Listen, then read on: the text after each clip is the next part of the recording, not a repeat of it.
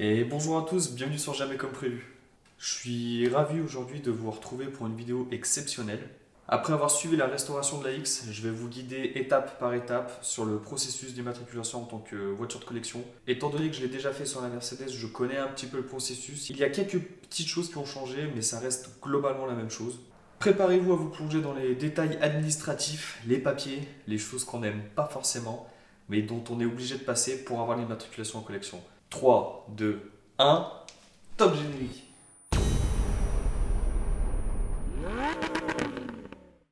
Alors avant de commencer, c'est hyper important de savoir quel est le rôle crucial de la FFVE dans tout ce merdier. La FFVE est l'organisme officiel reconnu par l'État qui certifie et atteste que les véhicules sont bien d'époque et qu'ils peuvent du coup bénéficier de l'immatriculation collection. Cet organisme délivre à la fin d'une inscription et d'un dossier épais comme ça une attestation qui est indispensable pour pouvoir immatriculer un véhicule sur la NTS en tant que collection. Un véhicule dit de collection est un véhicule présentant un intérêt historique. Alors vous allez voir, c'est pas très marrant en fait, ça va être beaucoup de blabla et vous allez beaucoup me voir comme ça. Mais je sais que certains attendaient cette vidéo pour essayer de s'orienter un petit peu sur les démarches à suivre. Donc j'ai essayé de vous faire ça aux petits oignons, histoire que vous soyez parés pour cette démarche-là. Alors la première chose, quelles sont les conditions? Quels véhicules peuvent bénéficier de cette immatriculation collection? Parce que oui, c'est pas toutes les voitures qui peuvent le faire. Il faut que la voiture ait plus de 30 ans. Il faut que la voiture ne soit plus produite au moment de l'immatriculation. Le véhicule doit être en bon état. Évidemment, une carcasse récupérée dans les champs ou quelque chose comme ça, tant qu'elle ne sera pas mise en état, on ne pourra pas avoir d'immatriculation collection. Le véhicule doit préserver sur le plan historique et il doit être maintenu dans son état d'origine, donc aucune grosse modification comme un kit carrosserie. Les jantes, il me semble que c'est pas très grave, à part si vraiment c'est bling bling ou des galeries de toit. Enfin bref, si ça part dans tous les sens, c'est mort. Vous n'aurez jamais votre attestation FFVE. Il faut vraiment que le véhicule corresponde à l'origine. Si votre véhicule est déjà immatriculé à votre nom et qui vient de passer les 30 ans et tous les critères requis pour avoir la certification collection, il vous suffit de vous rendre sur la NTS et vous allez voir rubrique immatriculation, demandez la mention collection. Moi je ne l'ai jamais fait personnellement, mais je sais que c'est relativement simple. Vous allez juste devoir vous acquitter forcément d'une petite taxe pour la collection. Il me semble que juste le rajout sur une carte grise dans laquelle vous êtes déjà titulaire, c'est 13,60 €. Alors c'est écrit sur la FAQ et tout ça du site de la FFVE. À vérifier, je ne l'ai jamais fait. Alors si vous êtes ici, c'est que vous connaissez déjà les avantages, mais je vais quand même les réciter. Aucune limite de circulation sur le territoire français et étranger. Circulation autorisée dans toutes les ZFE. Donc pour ceux qui ne connaissent pas, les ZFE sont les zones de faible émissibilité. Donc quand on n'a pas la carte grise collection, le problème c'est que beaucoup de voitures ont la vignette critère C, D, des choses comme ça, et ne peuvent pas rouler dans les grandes villes. Je prends pour moi mon exemple Lyon. Normalement, je ne devrais pas rouler avec la X dans Lyon. En cas de sinistre, incendie, vol, inondation, peu importe, si votre véhicule est classé en véhicule techniquement irréparable, donc VTI, on ne pourra en aucun cas vous confisquer la carte grise. Vous aurez la possibilité d'utiliser une magnifique plaque à fond noir. La validité du contrôle technique est rallongée de 5 ans. Alors ça, je pense que tout le monde le sait, au lieu de 2 habituellement.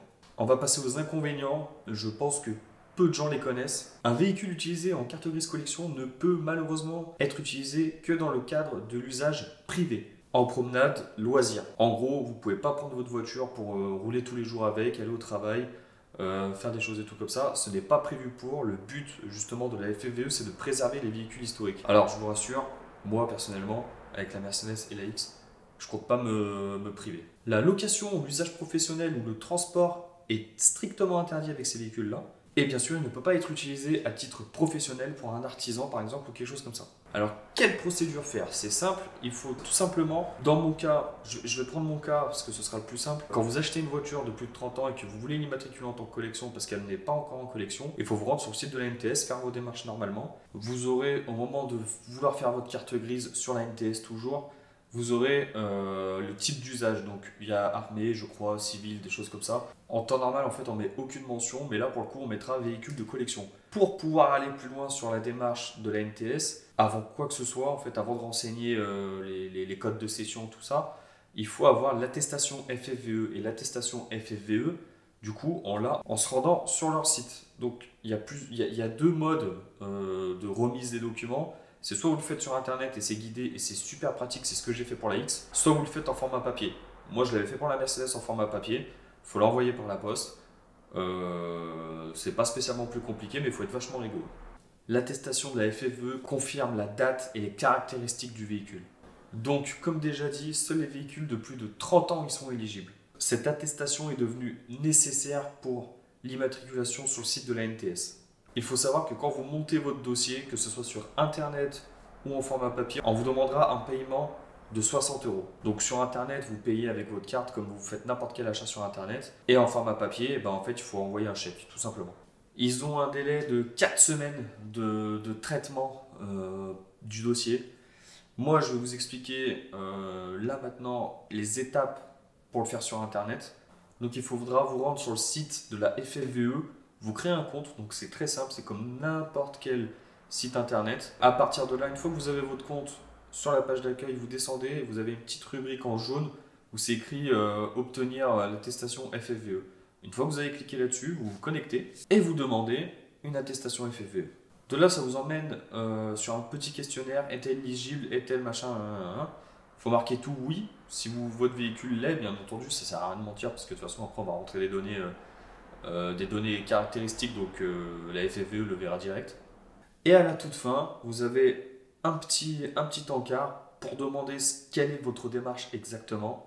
Dans mon cas, j'ai déjà un certificat d'immatriculation français et je cherche à faire un changement de titulaire.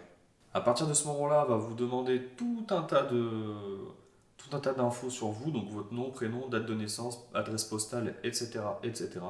Et ensuite vient l'identification du véhicule. Donc on va vous demander le numéro VIN, le type, type de carrosserie, la plaque d'immatriculation forcément, plein de choses comme ça. Donc en gros, grossièrement, c'est ce que vous rentrez sur le certificat de cession ou c'est ce que vous rentrez sur la NTS quand vous vendez ou que vous achetez un véhicule. Donc après on en vient au... alors tout ce qu'on fait là, en fait, on peut très bien le faire en format papier. Vous allez voir, c'est tout indiqué sur la FFVE. Vous avez un petit dossier à remplir avec des attestations, des machins. Faut écrire, c'est long, c'est barbant, mais c'est pas relativement compliqué. À partir de ce moment-là, on va vous demander une pièce d'identité. Donc recto verso, attention, il faut que ce soit lisible. Pas de trucs bizarres, il faut pas que la FFVE puisse deviner, il faut vraiment que ce soit clair. Ensuite, le certificat d'immatriculation, donc la carte grise recto verso, pareil. Si vous venez d'acheter le véhicule, c'est pas grave, vous mettez celle qu'on vous a fournie où c'est écrit vendu le. Et si vous êtes vraiment titulaire de la carte grise, et ben vous mettez votre carte grise, donc recto verso. Peu importe la carte grise, que ce soit les nouvelles, les anciennes, recto verso. Et après, la preuve de possession. Alors, un autre papier que la carte grise, donc un certificat, une déclaration de cession, donc au moment de l'achat, un acte notarié, une facture d'achat tout simplement, si peut-être vous l'avez acheté il y a 30 ans, votre voiture, et que maintenant vous voulez la mettre en collection, mais il vous faut un acte comme quoi elle est bien à vous. Alors après, c'est là que ça devient un petit peu spécial pour ceux qui ne connaissent pas. Je sais que moi, pour la Mercedes, j'ai pas eu besoin de le faire, mais là, j'ai dû le faire. Donc il faut que vous achetiez un journal, un magazine, peu importe, à la date du jour, sachant que la FFVE accepte un journal daté de moins d'un mois. Faut que vous posiez le journal dans la voiture, que vous preniez le journal en gros plan du coup en photo.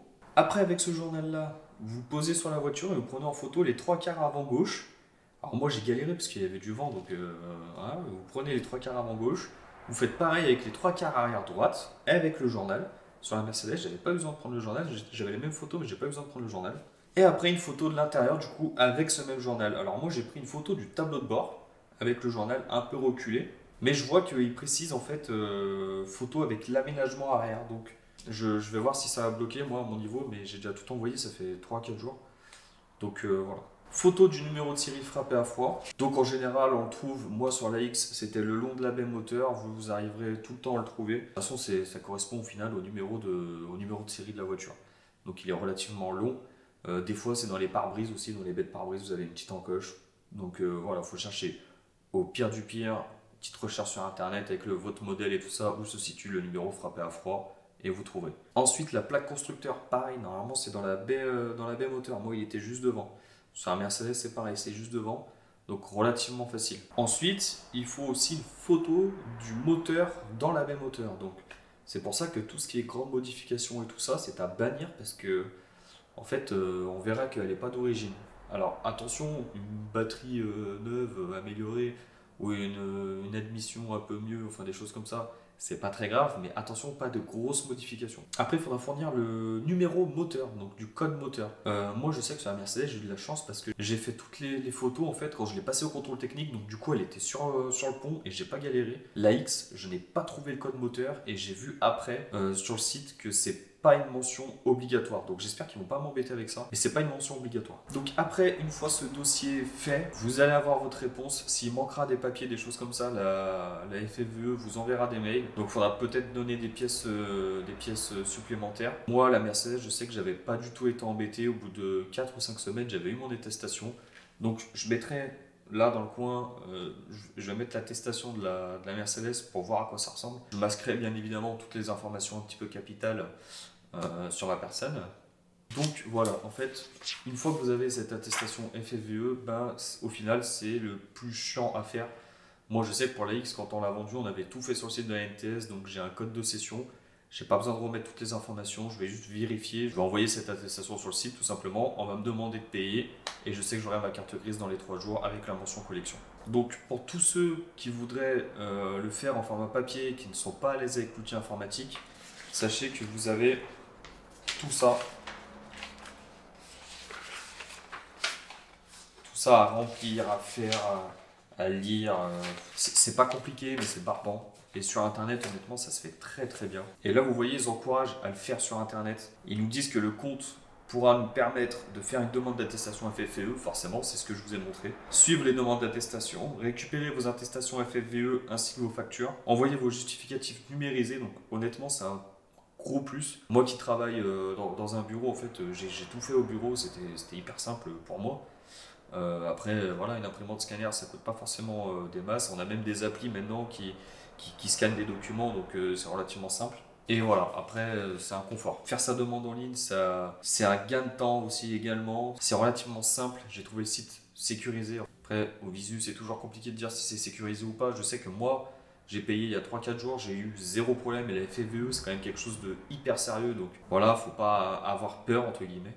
Et après, du coup, ils nous mettent que c'est aussi empreinte carbone nulle parce que moins de papier, parce que machin, c'est écologique. Donc voilà. Alors après, même sur le site de la FFVE, donc, vous verrez, c'est relativement simple. S'il y a des mentions que vous galérez à trouver sur votre carte grise, que vous ne savez pas ce que c'est, etc. Parce qu'on demande des poids à vide, des PTAC, des PTAR, je crois que c'est. Les poids à vide, les choses comme ça. Donc c'est vrai qu'on ne connaît pas forcément tous les mentions sur les cartes grises. Vous avez même une notice explicative donc qui explique tout ça. Par exemple, bon, là je vous montre comme ça, mais vous allez rien voir. Donc je verrai si je peux essayer de vous mettre un petit bout là. Ça nous donne toutes les infos parce que suivant les anciennes et les nouvelles cartes grises, c'est pas les mêmes infos. Donc voilà, on a les équivalents à chaque fois. Sachant qu'attention, parce que en fait, toutes les informations ne sont pas obligatoires. Il y a certaines informations qui ne se trouvent pas sur nos cartes grises. Moi, par exemple, j'avais pas la cylindrée sur ma carte grise. Alors que sur les nouvelles, il me semble qu'ils y sont. Donc, je sais que c'est 1000. Je sais que la Mercedes, c'est 2000 aussi. Mais quelqu'un qui ne sait pas, on ne peut pas inventer une donnée qu'on n'a pas. Alors, quitte à avoir peur de mettre des bêtises, autant rien mettre sur ce genre de truc.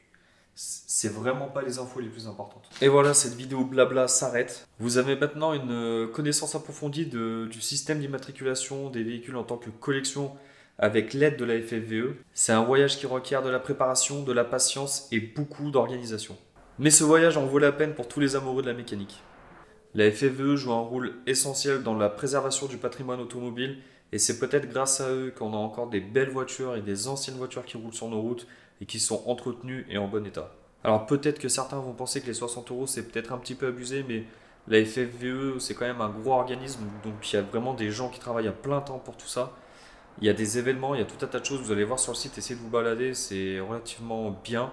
Mais contrôle technique tous les 5 ans, en 5 ans en fait vous rentabilisez vos 60 euros. N'hésitez pas à le faire et à partager vos retours en commentaire. J'espère que cette vidéo vous aura plu, ça change beaucoup de tout ce que j'ai l'habitude de faire. J'avais un script, j'ai essayé de dialoguer au mieux. À mercredi prochain, portez-vous bien et roulez avec des plaques noires. Tchuss.